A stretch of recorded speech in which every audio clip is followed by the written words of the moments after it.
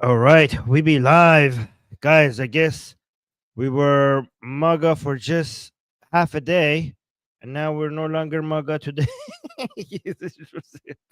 Guys, everything changed since yesterday. Everything is changing since yesterday. So after we celebrated the Fordo attack, then everything changed. Like history changes every 24 hours. It's incredible. So we were celebrating yesterday Trump's decision to finally join in and basically attack Fordo.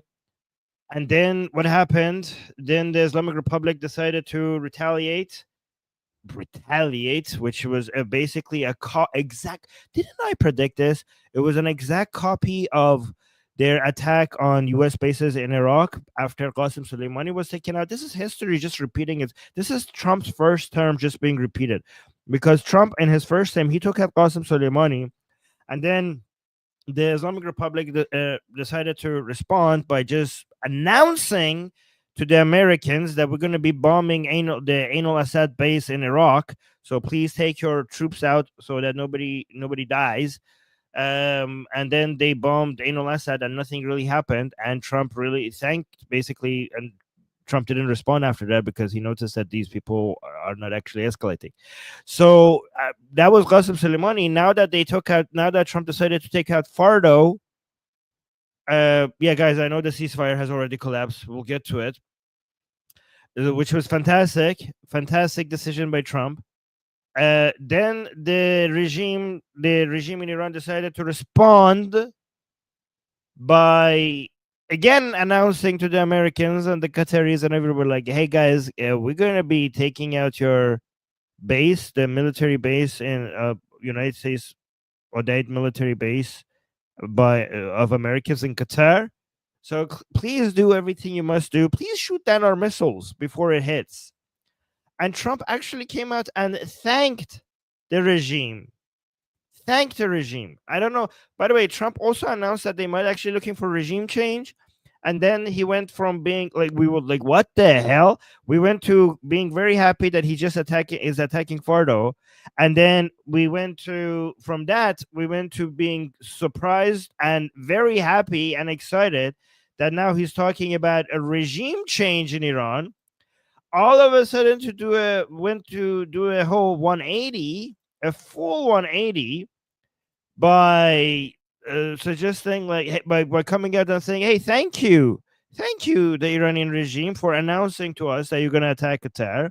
And by the way, I'm going to announce a total and absolute ceasefire." But I don't even know where did that ceasefire came from. Who are you talking to?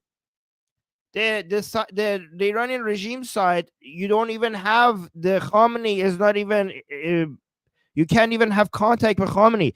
Do you guys understand that the only person that could decide to have a ceasefire from the regime in Iran side is Khamenei, and he's missing in action, and his own people cannot get in touch with him? How did you did Trump just negotiate a ceasefire with himself without talking to the Israelis or the Islamic Republic? How did that happen? Like he went from like, "Hey, let's do a regime change," to now saying we have a long-lasting, forever ceasefire that will never be violated to the end of times. That's basically. Let me actually bring his quotes, maybe. And then shortly, like 3 hours after the supposed ceasefire time, the regime in Iran actually violated this ceasefire right away. Honestly, Trump really overestimates his capacity to stop people from attacking each other, because he was basically he said that he made the same promises with regards to Putin and Ukraine. He came out and said, like, "Hey, yeah, I'm going to talk to these people and there will be no war, I promise." And then, yeah, and no, they kept on fighting. Let me see if I can find his exact quotes. Okay, so he came out and said again yesterday we were celebrating that he's the first president of United States ever that so directly, so openly came and talked about regime change in Iran. I mean, did I talk to you guys about that, or did I only talk about that on the Persian show? That we were celebrating. You have no idea how happy we were on the Persian channel. We were like we were surprised. We were shocked.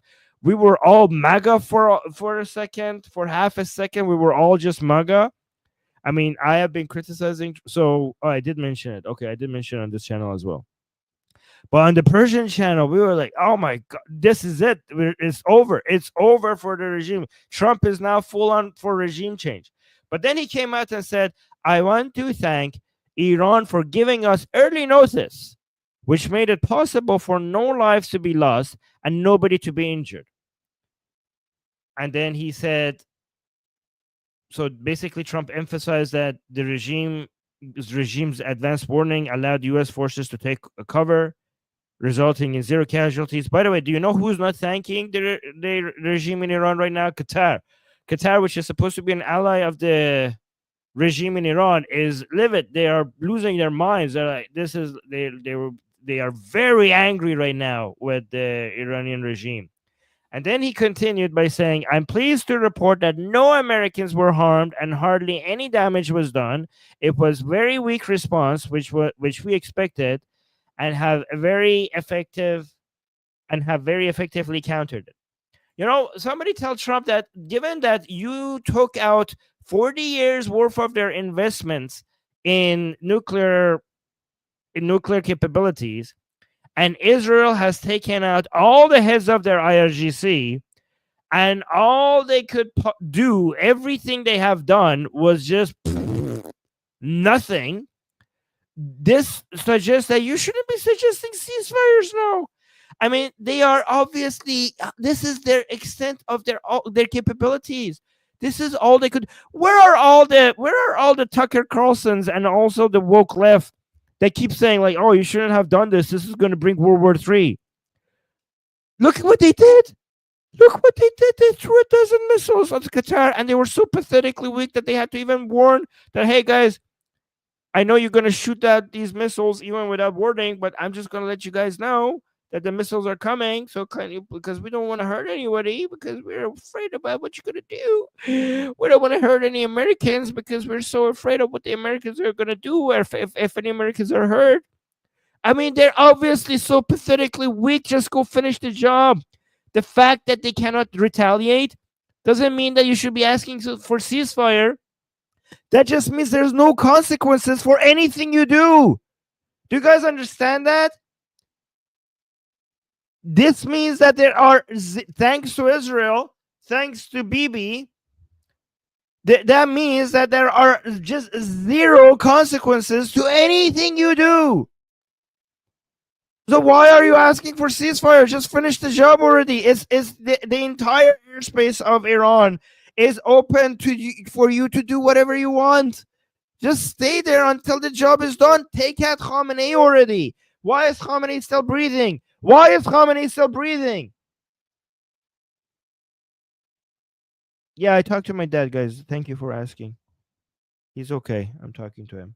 There were some massive attacks on Tehran just last night. So, Jury Samantha, that's a very good point. You're saying time for Iranian people to rise up. The problem is that the city's under bombardment. The only time that the Iranian people could rise up is once the bombardment are finished. Like, we cannot go ask people to go into the streets under the bombardments. Like, that's like, I mean, you know when would be the time for Iranian people to rise up? Once you take out Khamenei. Take him out. Take him out. Yes, exactly. So I was saying the ceasefire was violated already. I mean, Roy was mentioning this to me as well. The IRGC just fired missiles at Israel about 3 hours after the ceasefire started because there was no agreement. I don't know why Trump came out and said like, "Oh, we talked and we agreed." Who are you talking to on the Islamic Republic side? Who the hell you're talking to? There is nobody. Let me emphasize: there is absolutely nobody in Iran with the authority to negotiate a ceasefire, other than the person that is hiding in a hole and is too scared to communicate with anybody, including his own people, because he doesn't know who's a spy and who's with him. So he is missing in action, and nobody could find him. Nobody could communicate with him. So how Trump is like, oh, we talked to them and now we have a ceasefire. Who did you talk to? Who did you talk to? Nobody has the authority to negotiate a ceasefire. And thanks to Israelis, Khamenei is hiding in a hole like a rat. No offense to rats. I know we have a rat audience. No offense. Yeah, I know they already break the ceasefire. Thank. Yeah, I mean, the good thing is, I want to thank the IRGC. The good thing about the IRGC is that is so messy right now. Nobody knows who's giving the orders. Like the IRGC, like there are so many different groups, and the main commanders have been taken out by IDF and Mossad. So like if there's some of them like, hey, holy shit, let's do a ceasefire, and then the other group is like, let's actually not, and there's nobody actually there's nobody to maintain control over the situation, right? Especially because the only person that could actually put them all in line is hiding in a hole right now. So this is good. This is good. Even if Trump wants to, Trump really, really wants a deal. You know what I think is happening? I think Trump, so just the isolationist, a part of MAGA finally got to him. And I'm like, what are you doing? Why? Like this is your base really wants you to not get middle in other places. And then I think he got. So let me actually read the super chat, and I'll tell you what I think happened. Okay, Crypto Fanatic gave us a super chat saying Iran's Jewish community condemns Israel's attack on the country and blocks the leadership and backs the leadership's response. Okay, that is absolute bullshit. Because obviously the Islamic Republic has some token Jews that will say in Iran that will say what their regime wants to say. Do you think, Crypto Fanatic, do you think that the Jews in Iran who have views that is in line with most Iranian people against the regime and are pro-Israelis would just be free to come out and just share their opinions with the rest of the world? What do you think? Like, imagine if for every Jew in Iran, 90 of them is against the regime and pro-Israel, and 10 of them maybe is with the regime. Do you think which one of their voices is going to be amplified and you're going to hear about, huh? Do you think it's a fair situation for you to like the token Jews that the regime is weaponizing as a way to spread its propaganda? Do you know that what you're doing is spreading the regime propaganda by doing that? So let me tell you, but thanks for the super chat. But let me tell you what seems to have happened when it comes to the Fordo attack is that Trump got jealous of Netanyahu. That's what happened. So because Trump was watching Fox News, and these are reports by some mainstream outlets. Trump was watching Fox News, and he wasn't going to do the Fordo attack. And then he saw how much people were praising how masterful Israeli operations are in Iran, and he couldn't just stand by and let Netanyahu get all the credit for that. So he was like, you know what, I could just get into Fordo and just do this thing and just do a masterful attack, get in, get out, and just be like, yeah, we're pretty awesome ourselves as well, right? So that seems like what's encouraged him to do that. Exactly. By the way, so I was saying, you mean Jewish hostages in Iran? Fantastic. So that's a good take. And then, but as soon as he did that, the isolationists around him got like the isolationist part of MAGA got really angry, and now he is shifting back to the other side. He's like, okay, we did this, and now ceasefire. Nobody fight right now, and he seems to be under this impression that he could just come and say like, hey, everyone, listen to me, stop fighting, and people are like, oh, okay, let's stop fighting. Like he seems to have had that impression when it comes to Putin and Ukraine, and he seems to have this impression here right now. So very quickly, Arakchi came out and said like, how about no? I mean, I appreciate the foreign minister. Okay, so let me see. The foreign minister, Arakchi, he came out and said, as of now, after Trump said that, there is no agreement on any ceasefire or cessation of military operations. That he said that after Trump said that we have a ceasefire. Okay, So basically, that's embarrassing. By the way, this was posted in on X at 4:16 a.m. Tehran time, directly countering Trump's claim that there was a ceasefire, that the Islamic Republic had a ceasefire. But get this, because the 4:16 a.m. is actually key. Because look at this. Because he continues posting on X saying, however, provided he says there is no ceasefire agreement, the foreign minister says, and he says, however, provided that Israeli regime stops its illegal aggression against the Iranian people no later than 4 a.m. Tehran time, we have no intention to continue our response afterwards. This is quite bizarre because he's posting this at 4:16 a.m. saying that if Israel stops its aggression no later than 4 a.m., we will not respond anymore. So I don't know why he posted that 16 minutes late. I mean, if you want to tell Israel to stop attacking after 4 a.m., I think maybe you should have at least posted that by 2 a.m. or 1 a.m.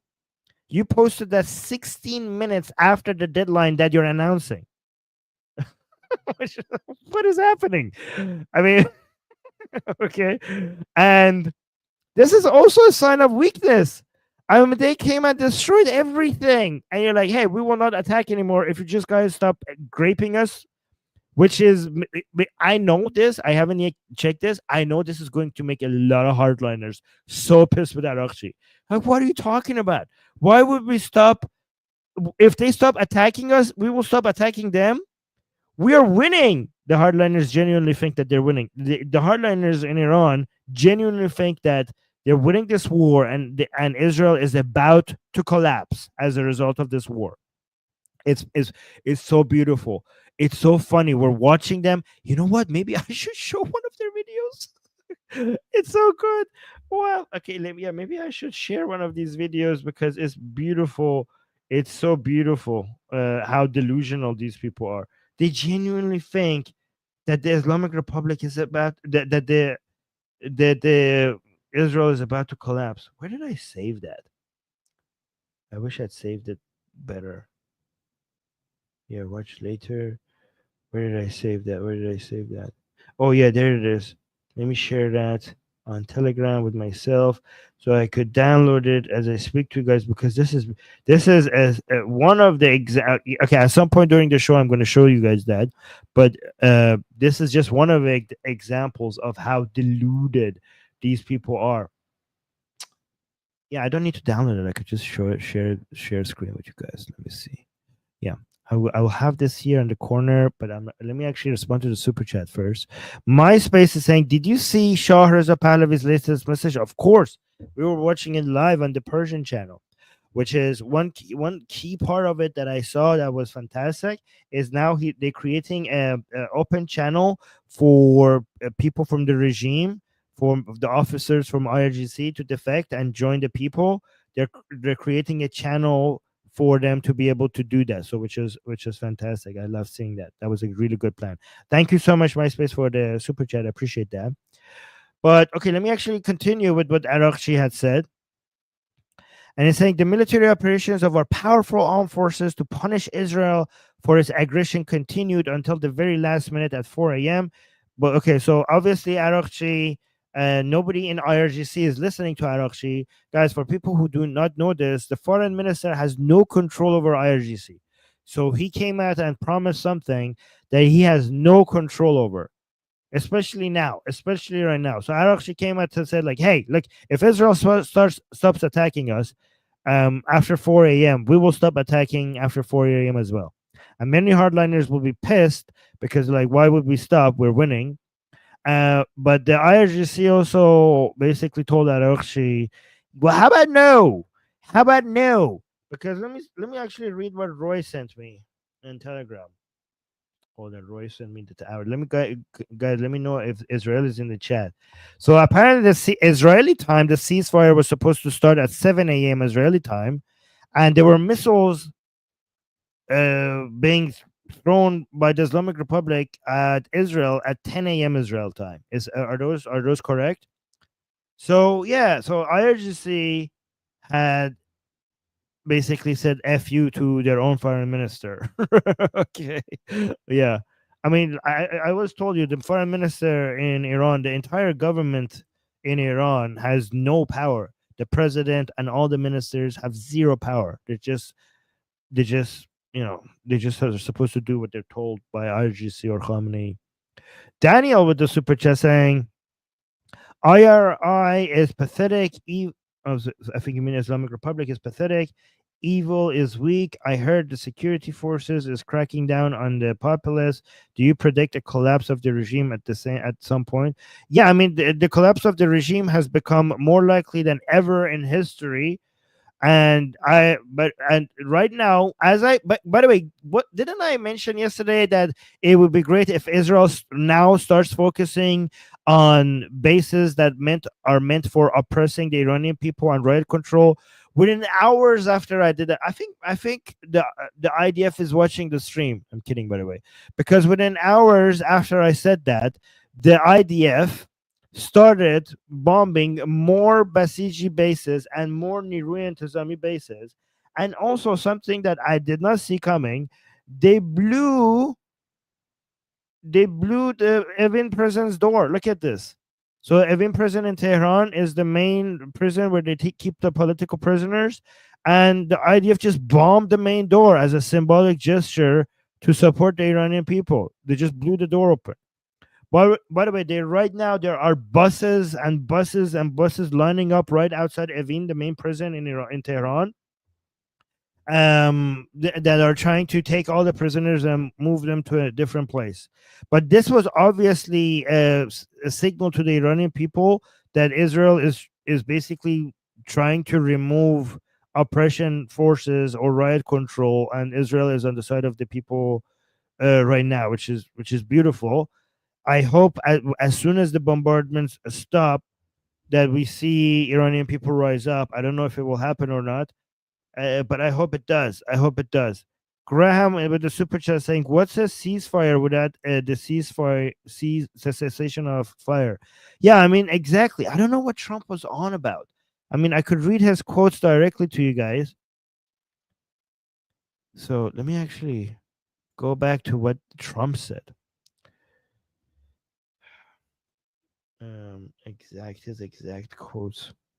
Trump's exact words. Okay, so first I mentioned that he said, I want to thank Iran for giving us early notice, which made it possible for no lives to be lost and nobody to be injured. And then he said, I'm pleased to report that no Americans were harmed and hardly any damage was done.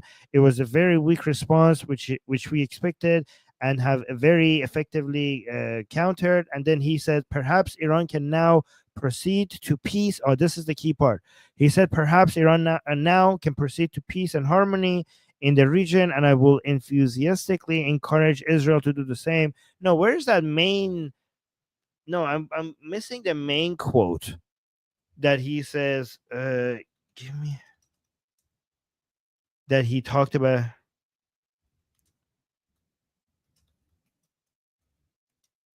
Trump about. Let me find that. Sees. Okay, and I also see we got a new super chat which I will read right now. Well, hold on, let me actually use it. Just Gaming Entertainment saying people who were so angry about the ceasefire here. Yeah, I mean, so were Iranians. Iranians were pissed. Iranians went from one day being so loving Trump, and all of a sudden Trump talks about ceasefire, and then they were pissed with Trump. Some people just went and bought MAGA hats, and now they were saying like we're gonna burn our MAGA hats. But honestly, I think it's up to Israel right now. So Trump obviously, I mean, it's good that the IRGC is now giving Israel, because here was the concern. Because we knew it would be idiotic of Israel to just stop this war right now. It would be a betrayal of the against the Israeli people, because this is it. This is the moment for Israel to finally get rid of its main threat, which is the Islamic Republic. This is the moment. I mean, if the Islamic Republic survive, all the everything that Israel has done since October 7th, the all the attacks on Hamas, all the attacks on Hezbollah, all the attacks on Houthis, all the attacks on the Islamic Republic, all of that can be rebuilt. All of that can come back. The only way to completely neutralize the threat against the Israeli peoples in a way that it doesn't come back is to basically topple the regime in Iran. And right now, we're basically 99% there to basically go so much close to the edge of a cliff and then not push the Islamic Republic of over and just let it to survive and live another day to be able to re regain control and maybe rebuild its arsenal against the Israelis. That would be betraying the Israeli people. So I don't think in any way it would be logical for Israel to just be like, yeah, sure, like let's have ceasefire. Like that doesn't make any sense by any calculation at all. It doesn't make any sense. When they're this weak, I mean, look at what they did in Qatar. It was after the most devastating blow to the Islamic Republic. That was all they could do. It was nothing. Obviously, they're so pathetically weak. Just push them over and get it done. Get it done. Let's have it over with. Like what are this is a moment in history where people on the right side have removed one of the greatest evil in our world. Like this is it. This is the moment. So obviously, it makes no sense for Israel to be like, "Oh, sure, Trump asked for a ceasefire. Let's just do a ceasefire." When you have the upper hand, I mean, the only people who want a fight to end are the people who are losing, right? And this is why there's some people within the IRGC are still continuing, because the good thing about the hardliners is that they're some of them are so deluded that they're actually believing that they're winning this, so they're continuing this because they actually think that they're winning this. But the Israeli side also wouldn't want to finish this because they're actually winning this. So, but the only problem was that the amount of it would be bad right now for Israel to do something that pisses off Trump. So if Trump came out and said like, "Hey, there's a ceasefire," and then Israel continued the attacks, then it would be bad for Israel right now because we don't want to piss off Trump. We do not want to piss off Trump. However, the IRGC just gave us a way out. The IRGC did the attack first, so Israel, like, yeah, I didn't violate the cease. I mean, I don't know. I don't think even Trump talked to anybody on any sides regarding. I think Trump just talked to himself and was like, "Hey, we have a ceasefire now." But at least now Israel has all the excuse it needs to continue the war because it was IRGC that first fired the missiles after the ceasefire period. Somebody in the chat saying, "Are you Israeli?" No, I'm Iranian. I'm Iranian, and I'm grateful to the great nation of Israel for fighting our oppressors and the occupiers of Iran right now. That's what's happening. Yeah. Okay. So we got 2 super chats.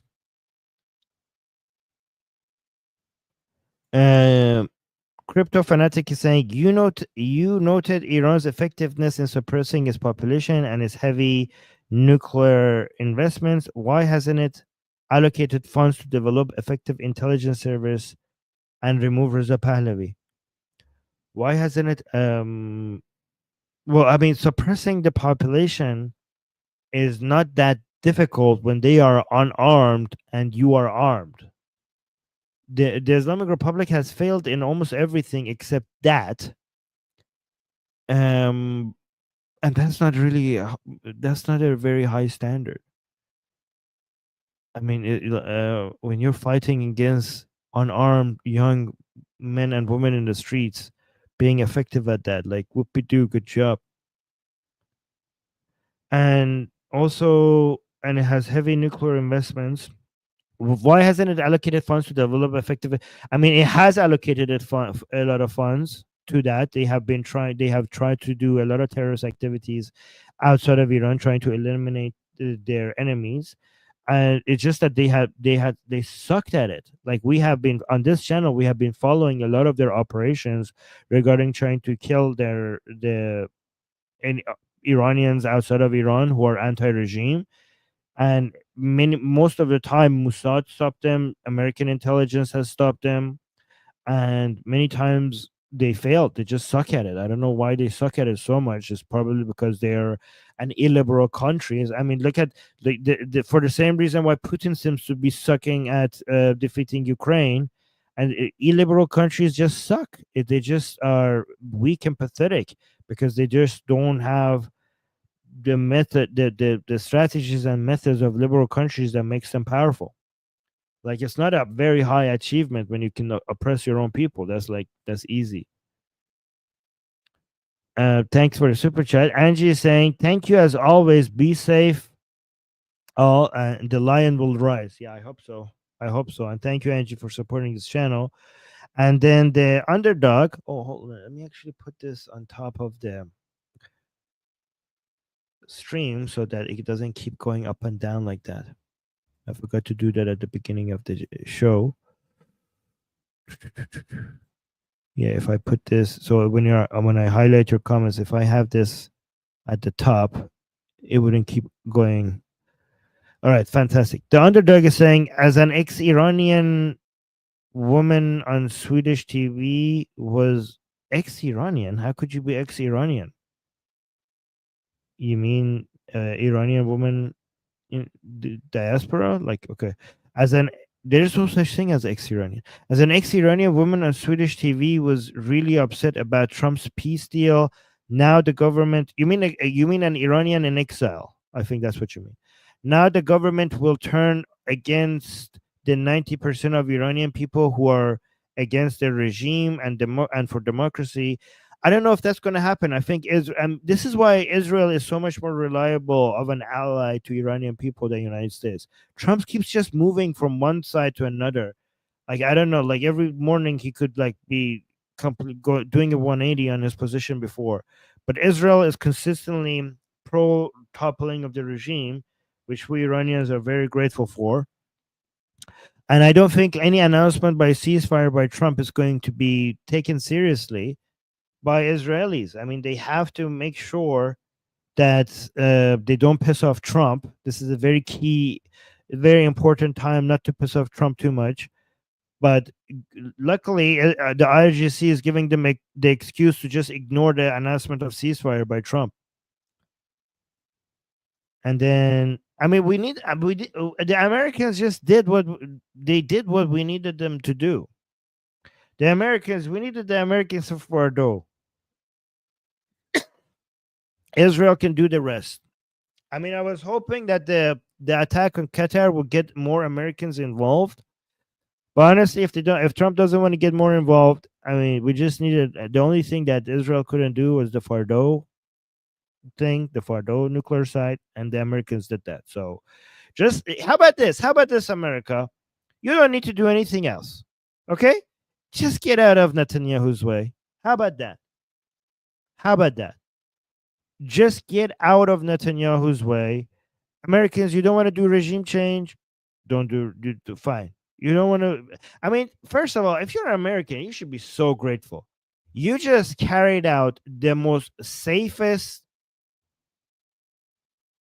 epic bombing of your enemy, thanks to Israel making that easy for you. So it was honestly the B-2 bombers coming in and attacking Fordo. That was masterful. That was epic. But you managed to do that. You managed to take out a key threat to Americans, with ease, with zero risk to American soldiers or American pilots, because Israel had done 90% of the work ahead of time for you. All the air defense was removed. Everything was removed. Like the B-2 bombers and all the other fighters just defending it, they had no worries. Like it was a piece of cake. I mean, it was masterful, and it will go down as one of the most effective attacks by U.S. military in history, making America a much safer place, given that the Islamic Republic's nuclear program is a threat to the world, not just to Israel. And the United States just managed to basically paralyze their nuclear program for many years, which was one of the best attacks ever done by United States, honestly, because the cost was minimum and the benefits to the United States was maximum. And all of that was thanks to Israel. So here's the thing: the anti-Israeli Americans constantly say that, oh, Israel wants to bring American soldiers into war and get American soldiers killed. What the fuck are you on about? Israel just made it possible. Israel is paying the price for killing Americans' enemies with the blood of their soldiers, and the only thing that they got Americans involved was something so easy without any risk to Americans. So they actually did the opposite of what people anti-Israelis are accusing. Anti-Israeli Americans are accusing Israel of. They're accusing Israel of dragging American soldiers into wars and putting them in harm's way, but they did the opposite. They actually made it so easy for America to take out the greatest threat to the world, the greatest nuclear threat to the world, with zero risk to its pilots, because they just removed all the barriers for them. They're like, hey, here's the site. Take your planes. We removed all the threats, all potential threats to your pilots for you. Every American should be thankful. Every American should be thankful for the services of IDF, for the safety of America right now. This most beautiful of all attacks was only possible because Israel did most of the job at the beginning. Okay, so we got more super chats. Let me read this. Mindspan is saying, look what the mullahs have done to us, that the news of the ceasefire is scarier to us than the war. That's actually that's IRGC changes espionage laws. Yes, okay, yeah, that's actually a very interesting thing. Yeah, by the way, guys, if you are for ceasefire right now, then you are pro-war. Do you understand that ceasefire and ending wars are not the same thing? Sometimes being pro ceasefire means that you're pro war. Sometimes if you are supporting a battle, that means that you are actually anti war. A lot of people are saying that Israel is attacking Iran. Israel is not attacking Iran. The war against Iran happened 46 years ago in 1979. The Iranian people were attacked by their main enemy, which is the Islamic Republic.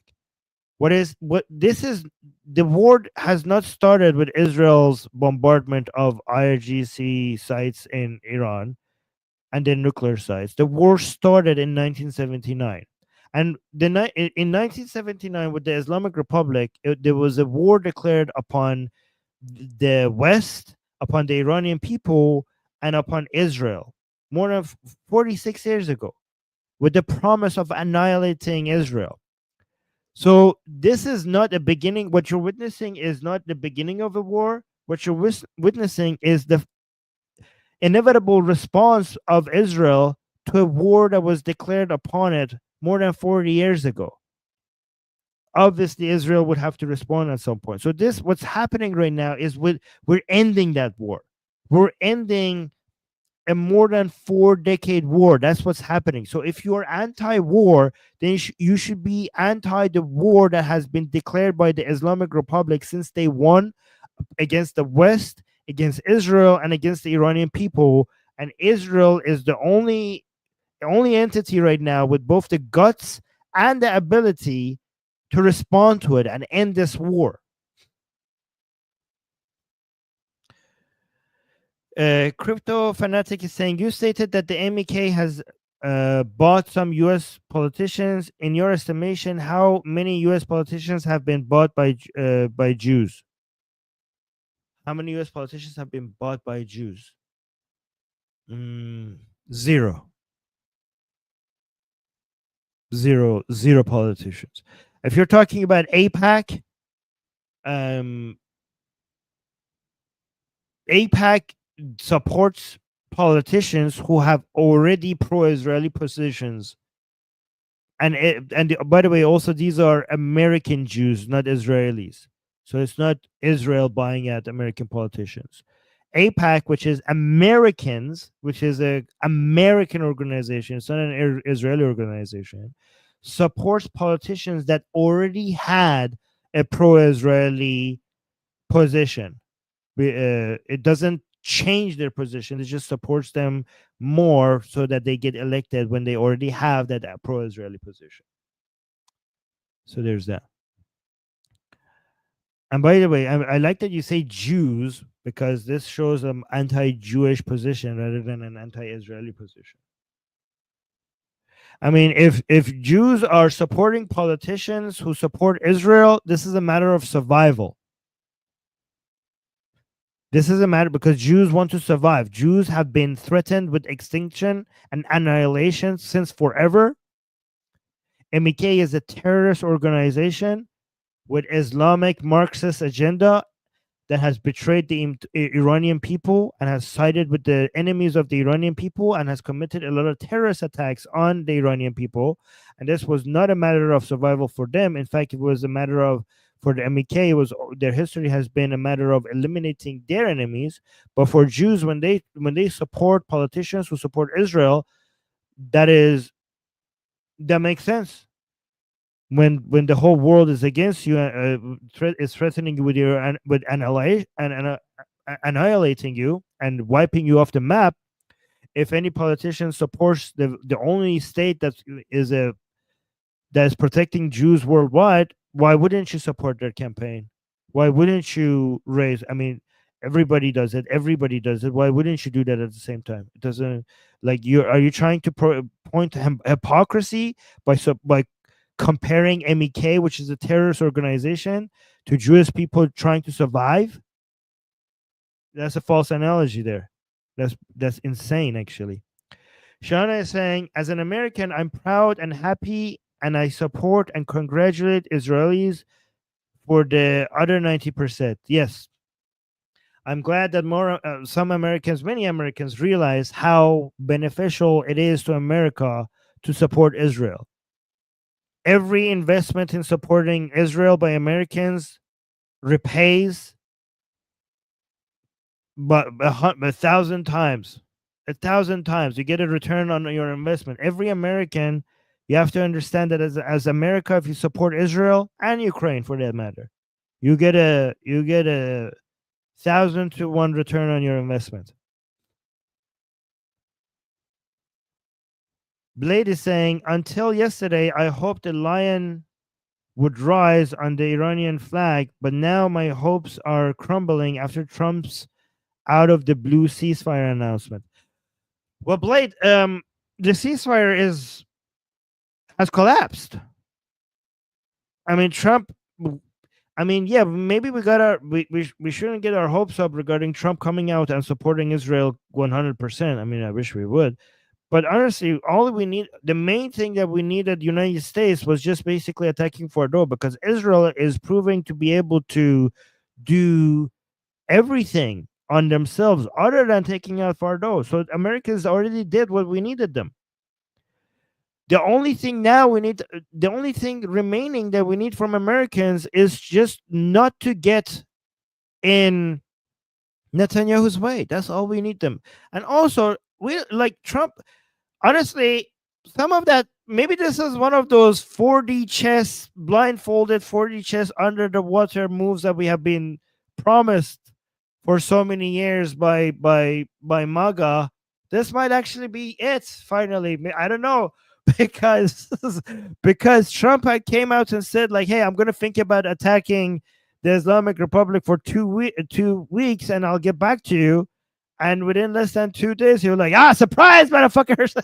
Like, so, and it seemed like he was lying. I mean, I'm glad that he was lying because apparently they were already planning to do the attack when he came out and said that I'm going to think about this for 2 weeks. So we were like, okay, so that was finally a 4D underwater blindfolded 4D chess that we were promised finally actually happened. Okay, so maybe this like let's give him the benefit of the doubt. Okay, maybe this whole ceasefire thing is also one of those 4D chess moves. Okay. Okay. So we'll see. Let's not be completely lose our hope here. I mean, it's working in our favor right now. IRGC already came and violated the ceasefire. I mean, I hope no Israelis that like did any the violation of the ceasefire, guys in Israel. Are you guys okay? Can we actually be happy about this violation? because I don't want to be happy about it if you guys got hurt. Let me know if you guys are okay. Did anybody get hurt in Israel? Yeah, okay, no, not from a violation. Okay, from not, if the violation did not hurt any Israelis, then the violation was in our favor 100%. Oh yeah, so exactly. So where is it? Heavy Gretel saying watching sad Iranians on social media a few hours ago was super depressing. Yeah, distressing. Yeah, a lot of Iranians were so upset with the announcement of ceasefire by Trump. But hey, guys, it's over. It's over. There's no ceasefire anymore. I mean, IRGC just violated it. Thank you, please. Okay, let's go to. Let's see. We got another super chat here. Guys, make sure you like the stream. There's a lot of anti-Israeli. Before I read the super chat, guys, it's very important that you like the stream. There's a lot of anti-Israeli BS spreading online, and we need to. And I think this channel is very effective. Especially because I'm Iranian.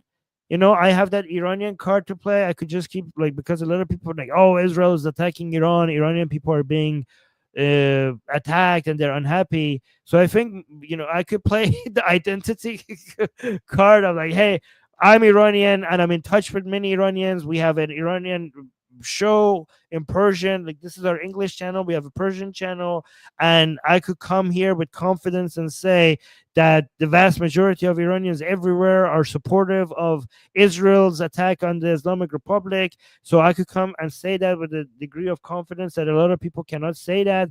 So I think this channel, because I have that Iranian card, this is a moment to use that card right now. This is the best time to use it, right? So this is an effective channel in fighting against all the anti-Israeli BS that is spreading online right now. So make sure you like the stream so that more people end up seeing it. Okay, let's see the super chat here. Irem Rose. Sorry for the mispronunciation. I mispronounced pronunciation. Amazing. Okay, saying I think Trump is trying to get the mullahs leader out of hiding so they can finally end him. Saying that there is a ceasefire might just be a plot. I mean, I don't know if this is one of those 4D chess moves. I hope one of. I mean, I don't think if it's a 4D chess move, it's that like that, because obviously Khamenei is not going to believe that uh, Israel is going to, I mean, Khamenei knows that Trump doesn't have 100% full control over Netanyahu. So that if the trap is that, I don't think that it will work that way.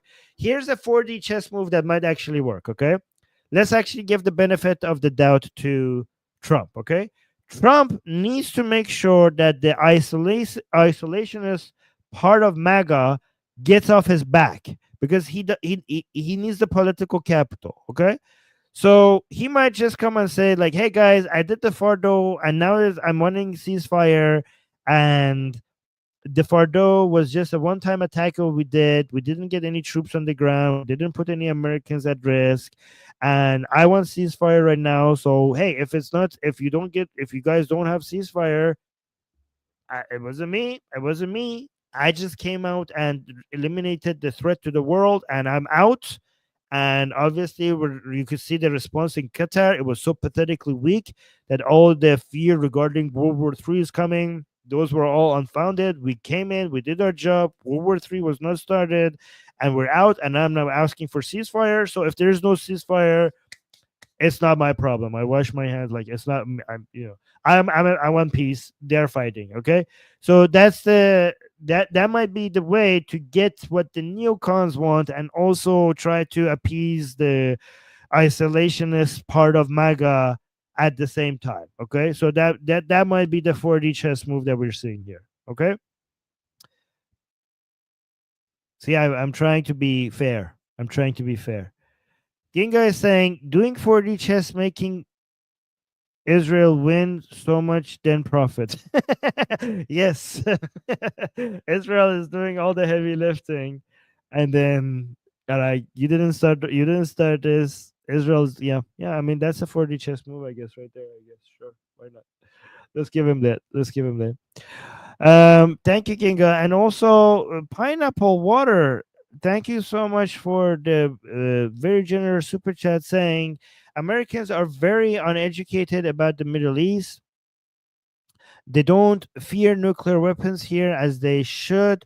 They fear retaliation of action by sleeper cells, I think you mean, and long wars. Trump is done. He will now appease his base. Sadly, I mean it's fine honestly, as long as him announcing a ceasefire doesn't actually lead to a ceasefire. We understand that he needs to appease his base. Okay, and also he did what we say he's supposed to do. The main concern is that hopefully what the ceasefire that he's talking about doesn't actually happen. That's the main thing. Okay, if it doesn't happen, we could tolerate him saying the things that he needs to say for his base to be not on his, you know, not attacking him. Honestly, I mean, it's politics, right? He needs to maintain his political capital. Honestly, he's already lost a lot of it. There's a lot of infighting right now among MAGA. So I can see why he needs to actually go and recover from that, right? As long as it does, we don't actually get a ceasefire. By the way, regarding, because I saw some people talking about sleeper cells as well.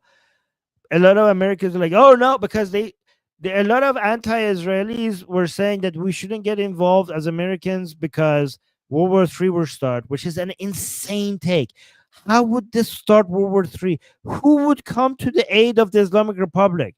Whoever imagined that Russia or China, which country is going to come and fight against United States and Israel to protect the Islamic Republic? Do you understand? For you to have World War III, you need to have more than one country involved on the other side. How is this going to be World War III? And do you guys see? Are you the people who promised World War III? Are they not embarrassed right now, given the response that the Islamic Republic had in Qatar? Are they not embarrassed about trying to scare us about what the retaliation from the Islamic Republic is going to be look like? Did you guys see that nothing happened? Did you guys see that you guys just go and neutralize your enemy, given that your enemy is so pathetically weak that cannot do anything right now? So now that they have lost that narrative, they now are, everybody is, so they're basically repeating the Islamic Republic's propaganda. So the Islamic Republic knows that it has nothing it can do in its defense right now. So the Islamic Republic has just came out and said like, oh, we're going to use our sleeper cells in the United States right now because they have nothing. They have no cards to play, and these leftist Americans are now jumping on that on the same like they're using that threat by the Islamic Republic and like, oh no, what about the sleeper cells in the United States? What sleeper cells in the United States? Are you kidding me?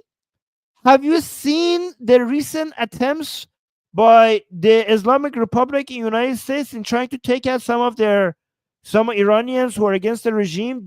Have you guys seen in the UK and in rest of Europe and United States? Have you guys seen how this channel? We have been talking about them on this channel, and they're pathetically. They're hilarious. They're hilarious.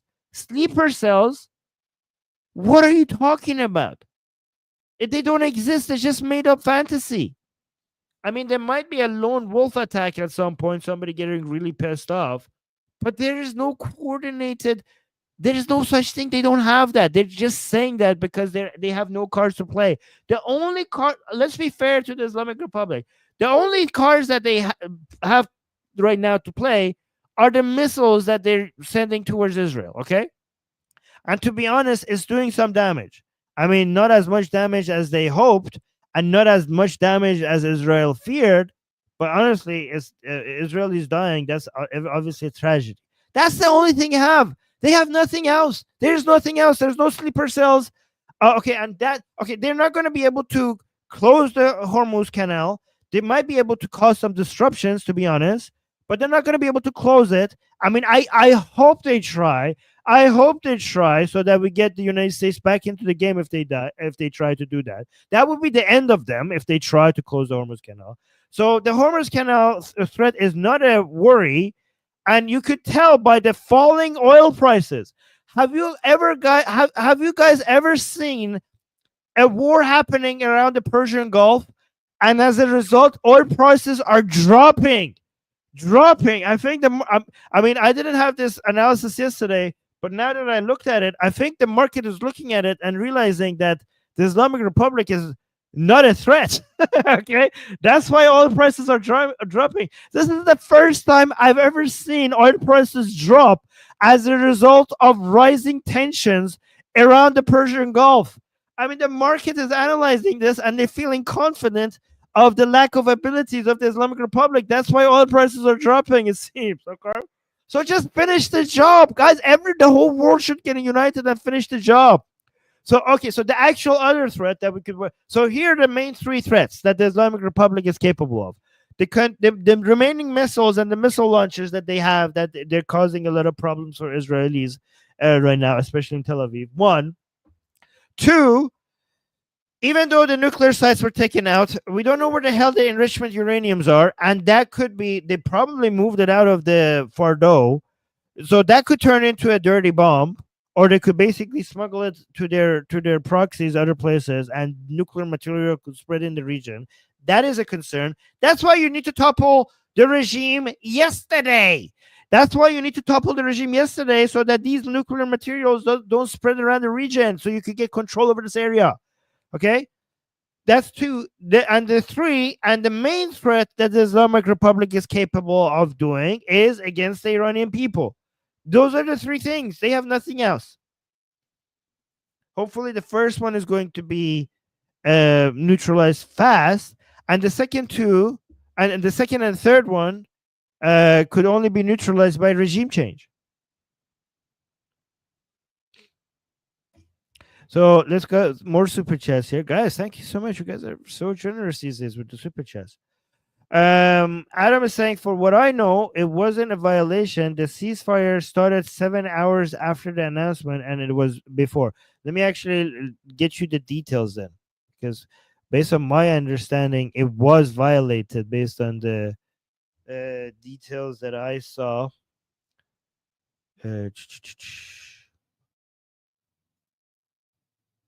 Ceasefire violation.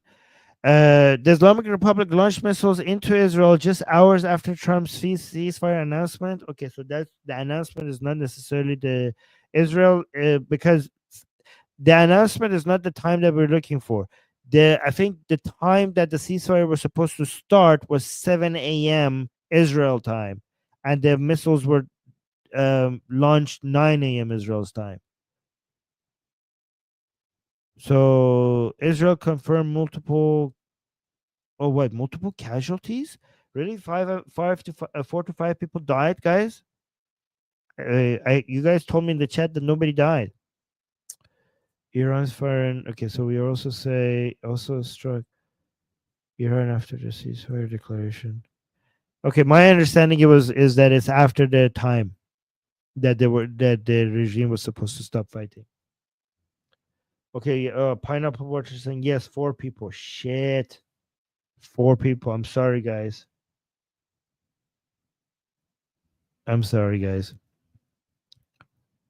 And then we have Mars here with the super chat saying, I hope there was a regime change in Iran, or is there still a hope for Democratic Republic of Iran?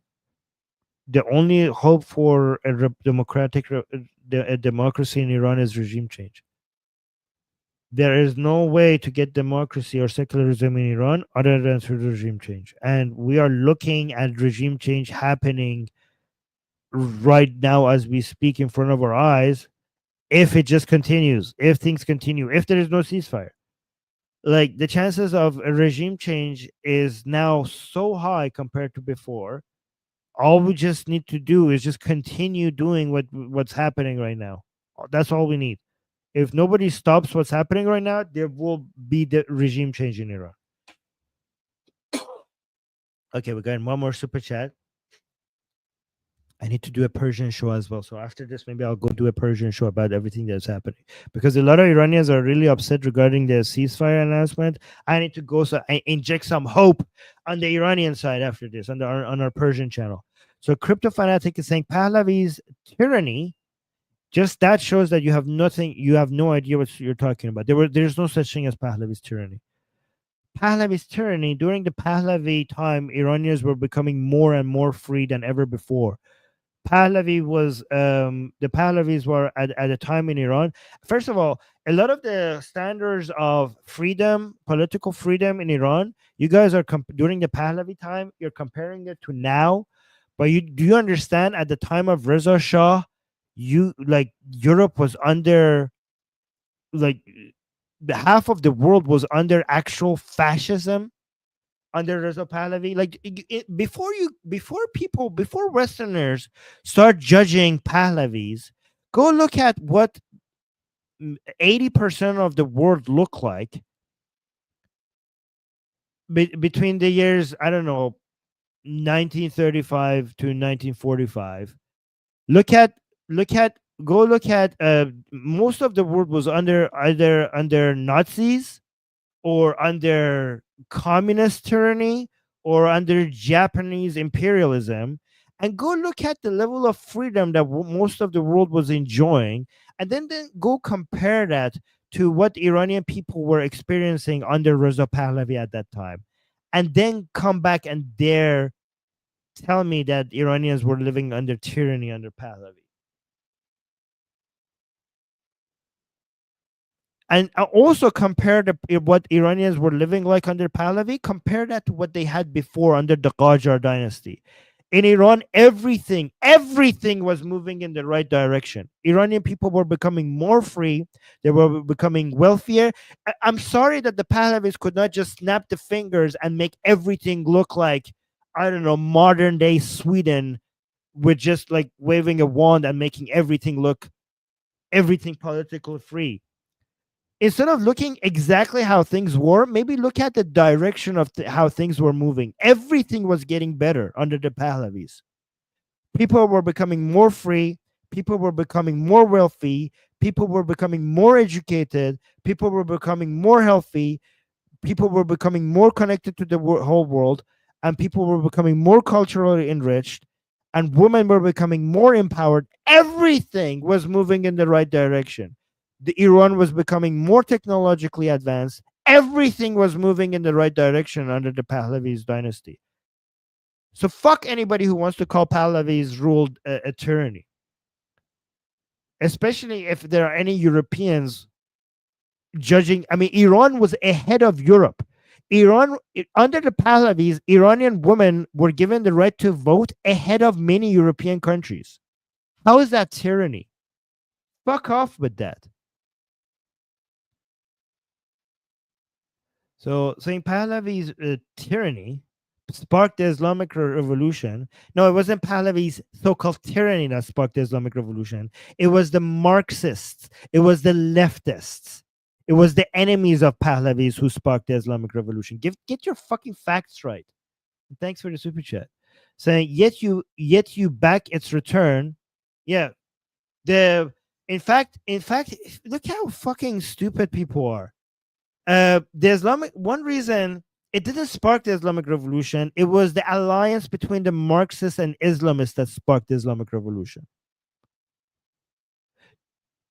Yet you back its return. Yeah, I'm backing the return of the rule by the people that caused something that many people would consider a miracle. Go look at the standard of living of Iranians during the rule of the Pahlavi. Yes, I want the return of that. Look at the economic, educational, technological, industrial miracle that happened during the Pahlavi dynasty. Obviously, I want that back. Look at this idiot. Crypto fanatic is saying risking a Saudi style rule over a Canadian style monarchy. Fucking bullshit. First of all, Prince Reza Pahlavi right now himself. You know what? Fuck it. I'm not gonna call him Prince Reza Pahlavi anymore. King Reza Pahlavi. King Reza Pahlavi. Right? He has been very resistant to becoming a king because he's one of the most obsessive people when it comes to democracy and the rule by the people I've ever met in my life. Sometimes even too much. So I can't even imagine how you could even think that we're going to get an absolute monarchy like the Saudis if Reza Pahlavi comes back. And every scientific polls by Iranians who want monarchy in Iran, every poll suggests that they don't want the Iranian monarchists. They don't want an absolute monarchy. They want mashrute. They call themselves mashrute khahan because they want a constitutional monarchy, like Canada, like Sweden, like Norway, like Japan, like the United Kingdom. So fuck off. If you don't know what the Iranian people want and what they're asking for, maybe shut up and go educate yourself because before you come here and embarrass yourself. And then you continue by saying Pahlavi may exploit and discard you like Islamists and communists. With what power? With what power? The power comes from the Iranian people. Once we get rid of the Islamic Republic, there will be no tyranny that could take control over the Iranian people ever again, unless we get another version of the Islamic Republic. Reza Pahlavi is constantly has taken the position that he has no power, and anything that he says and does is just a reflection of what the Iranian people want and say. Maybe if you actually go and look at the history of the mullahs and how the Iranian people were fooled to think that maybe the mullahs could bring them freedom, because if you read Khamenei's writings before the revolution, you could see that he wanted a dictatorship and he was against freedom all the time. And if you go look at the records of Pahlavis all the time, if you go look at the record of Mohammad Reza Shah, you could see that he was always trying to bring more freedom to Iranian people with the risk to his own life. Do you know that Mohammad Reza Shah, the so-called tyrant that people call tyrant, he was trying to make Iran more democratic, and he was assassinated for it. There was an attempted assassination on him. And look at, guys, Mohammad Reza Shah, the father of Reza Pahlavi, he forgave the person that shot him. He forgave him and set him free. The person that shot him, they call that man a tyrant. This is no joke. Mohammad Reza Shah, the man that pointed a gun at him and shot him, almost killing him, he was hospitalized. As he talked to him, he asked him, why did you shoot me? And after talking to him, he forgave him and set him free. And while he was freeing the country, there was a coup done against him by Mossadegh while he was trying to make the country free. And the only other political opposition that existed in Iran against at that time that was powerful were the communists that were agents of the Soviet Union that were trying to tear apart the country. So while he was doing everything he can to be more inclusive, but when he was doing that, the inclusion would have been communists and nobody else, the communists that were agents of the Soviet Union that would have torn apart the country. So every time he tried to loosen up and allow more political freedom in Iran, it was taken advantage of, and he needed to close it. So that's why Mohammad Reza Shah eventually put more, because when he tried with more democratic, more inclusion and democracy, it backfired every time and the country almost fell apart. So Mohammad Reza Shah came to the conclusion that the key ingredient for democracy is education first. So then he put all his attention on education. He built universities after universities, and he tried to get the best teachers of Iran. He had this plan that never went through because the Islamic Revolution happened. Mohammad Reza Shah, Mohammad Reza Pahlavi, what he did, he had this plan to get the best teachers in Iran and get them to teach all the courses while recording them, and then have the courses for free with satellite TV broadcasters in Iran all the time. So every student, everyone in Iran has access to the best education for free all the time. He came to the conclusion that if we want to make Iran democratic, maybe first we need to educate the Iranian people. That's what his plan was. He was ahead of his time. Nobody in Europe or North America had that plan that this man had at that point. He was very obsessed with trying to make Iran more democratic. You have no idea what you're talking about.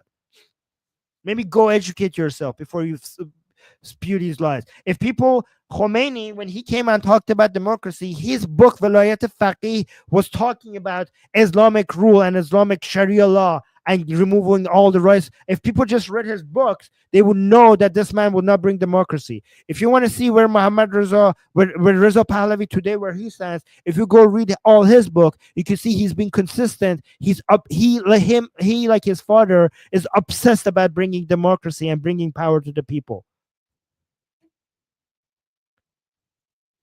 Maybe I should do a live stream just talking about Reza Pahlavi and the Pahlavis, so you guys don't go embarrass yourself about spreading misinformation regarding the Pahlavis like that.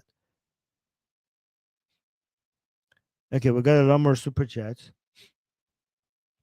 Um, Angie is saying, waiting for the holiday both nations will have when the regime falls.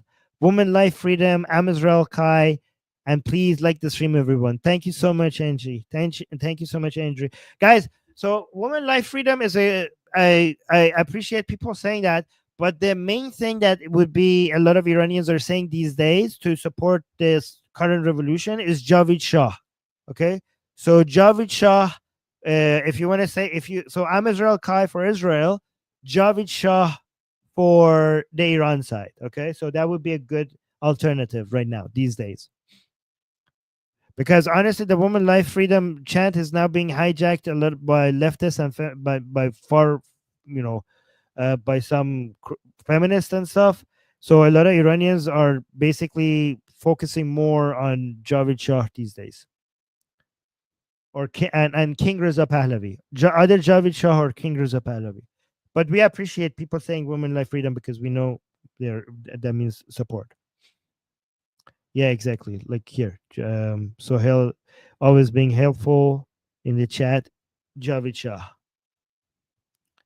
which kind of means "long live the king." I think is that the best translation? Yeah, long live the Shah, long live the king. All right, so but thank you for the super chat. I appreciate that.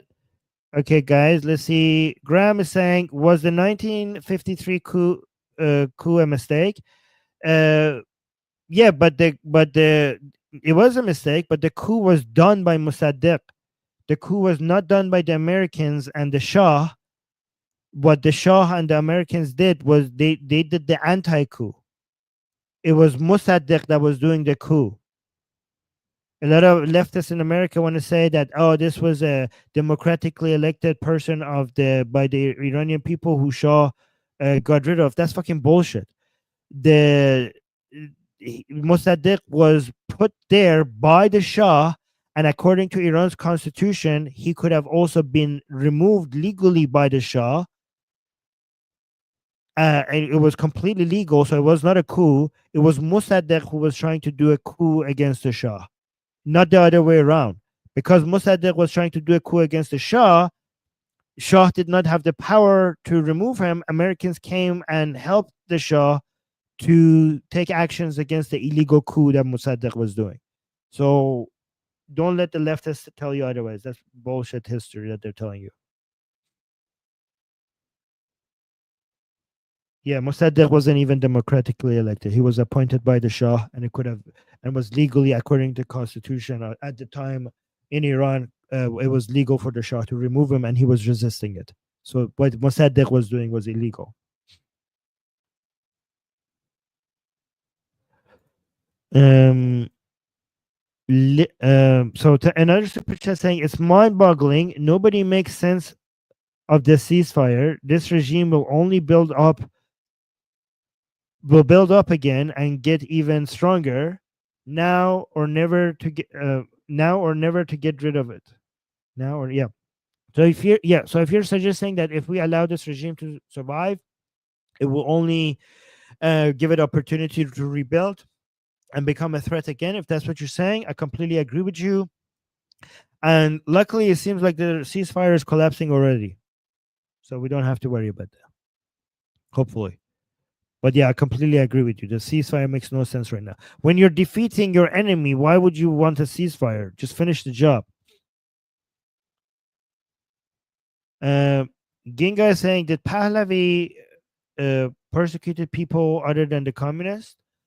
Um, if by persecuted you mean that he was eliminating the threats of communist terrorists and Islamic terrorists, yeah, he did that. But if there's any criticism for Mohammad Reza Shah, is that maybe he didn't do it enough.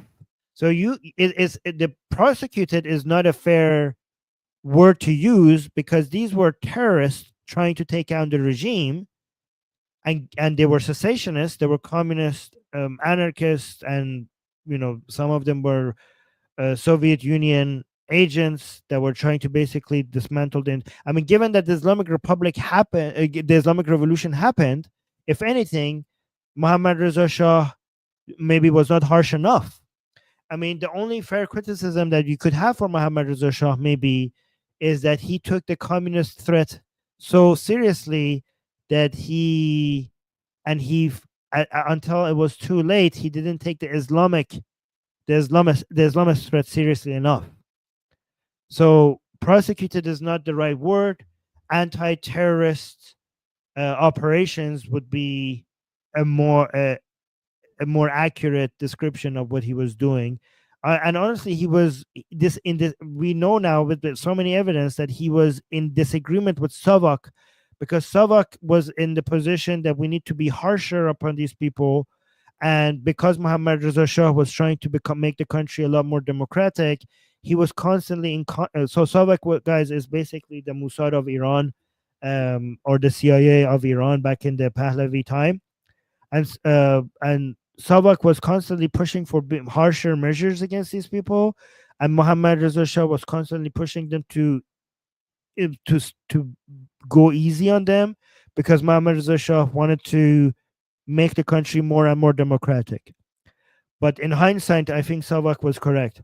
I mean, at some point, Mohammad Reza Shah even dismantled Savak because he thought maybe they're too harsh upon people, and I think that was a mistake. Maybe that was a mistake. Another super chat saying, contact Mahir Tusi TV for this documentary. I mean, guys, Mahir Tusi is too big for me to contact. I don't know if you would even see me if I contact them. If you guys want me to collaborate with anybody, especially anybody that big, maybe you guys could message him all together, him or anyone else that big, so that they notice. Because me by myself, I'm not going to be able to get noticed when the content creator is that big. So please contact him, all of you together, so that maybe he will notice. And then we have Ite Ella saying, by the way, I criticized Mahir Tusi at some point. I hope he doesn't hold a grudge. I hope he has a thick skin, because I would like to collaborate with him. Ite is saying, because most of his work is amazing, even though we sometimes have some disagreements. Ite, thank you for the super chat from Israel, saying, could you tell us more about the type of regime that the Iranian people would want? I think American democracy is usually not compatible with non-Americans. So right now, the main two competitors are, so the vast majority of Iranians want a democracy, they want secularism. Okay, even Iranian Muslims now, vast majority of them want secularism. So I'm talking about even it's not just the anti-Islam Iranians who want secularism. Many Iranian Muslims are like, yeah, we're Muslim, but given our experience with the Islamic Republic, maybe let's not have religion in politics anymore. Okay. So that's the scientifically collected data suggests that even Iranian Muslims want secularism right now. So when it comes to the content of the type of the government, they seem to be mostly in agreement on that. But when it comes to the form of the government, the two main things that the Iranian people want is either a republic without a monarch, or a constitutional monarchy.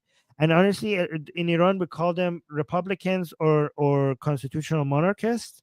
But honestly, if you know your political philosophy, you will know that a constitutional monarchy is also a form of a republic. So if you wanted to be accurate about it, like if you want to really be accurate about the two forms, I would describe it as a republic without a monarch, and a republic with a symbolic monarch.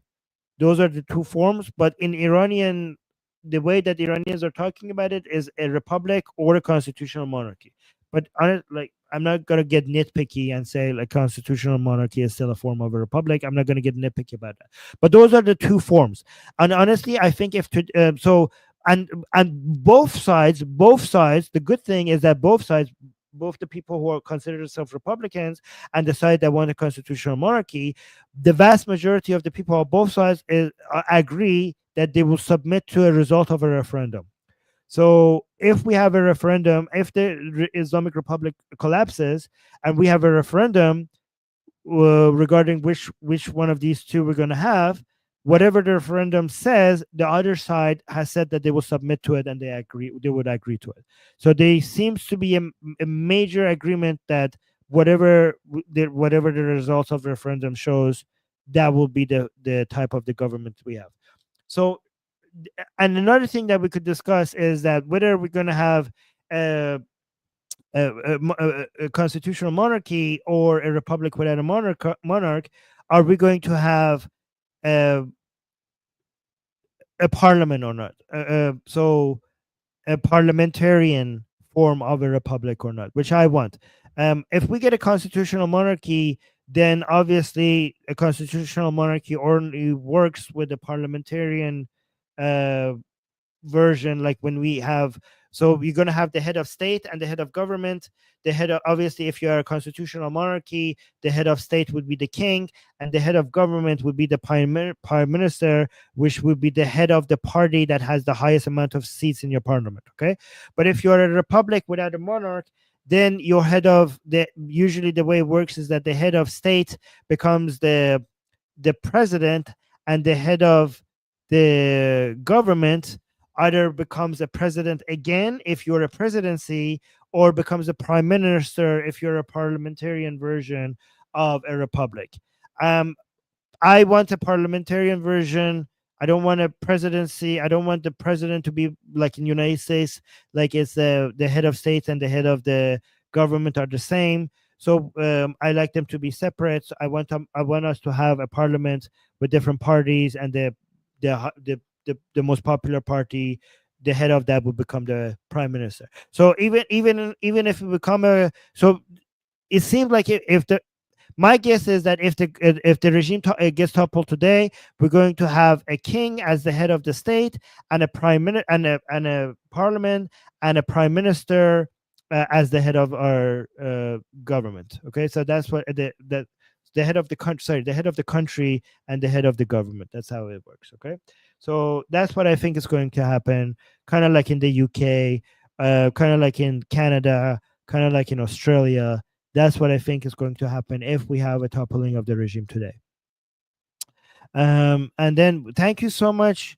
I can't pronounce your name because it's in Hebrew, but you just gifted 5 memberships to the people in the chat. That's very generous. Thank you so much for support, guys. Other than liking the stream, if you can, consider becoming a member, because becoming a member is the best way to support this channel. If our memberships go up, is really that really helps us out. Okay, and you also gave us a super chat, so thank you so much for that. Saying that, is it true that he was corrupt? Who? Or is this false narrative by the Iranian regime? Mohammad Reza Shah, Mohammad Reza Shah was not corrupt. He was the farthest thing from corrupt. Absolutely not. He was. It has to lie. Is it is it's not just lies by the Iranian, by the regime in Iran. It's also a lie by Marxist leftists. So this is why when it comes to the opposition, you shouldn't trust people who are Marxists or leftists, far leftists, part of the opposition against the Islamic Republic, because they are the ones who caused the Islamic revolution to happen anyways. Okay, so among the opposition in Iran, if you notice, the people who are pro Pahlavi in Iran are also pro Israel. Okay, so there are some people who are anti-regime who are also anti-Pahlavi, who are also anti-Israel. That's the fake opposition. That's the minority of the opposition. Okay, the Iranians who are the true opposition, they're pro-Pahlavi and they're pro-Israel. And so the lies against Pahlavi that comes from the regime itself, but it also comes from the remaining Marxist, far leftist Iranians who right now might also be against the regime. But we don't trust them anyways. Because the reason why we don't trust them is like, even though they're against the regime today, they still think that the 1979 Islamic Revolution was a good idea. We call them Panjo Hafti, and that's why we don't trust them. We got another super chat. Thank you so much. Shauna is saying, I think the American system only works for Americans, partly because we came from people who got fed up over by monarchs in Europe. I think like what works in every society, if the society is free enough with with some limitations. So this is why liberalism works. Whatever every society, what works, you will discover what works for them if you have an the right balance of freedoms and limitations. And by limitations, I mean the rule of law. If you have the rule of law, and beyond just the rule of law, you just allow enough freedom for people to have enough political freedom for them to compete with each other. You have everyone is allowed to give their side, and you have this Darwinian model of everyone's view just battling everyone else's view and see what survive. You cannot dictate what works in America or what works in Israel or what works in Sweden or what works in Iran.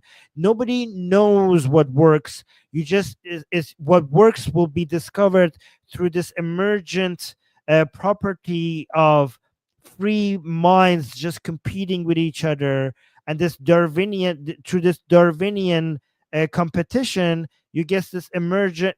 It will just emerge out of it's just basically like natural evolution. Nobody knows what works for society. This is why liberalism is the right way, because liberalism is the tool for you. Liberalism is the right balance of rule of law and freedoms, the, enough rule of law for so that the framework doesn't collapse, so that you have stability, but also enough freedom so that you have the maximum amount of competition for the right model to just present itself. That's what the way I look at it.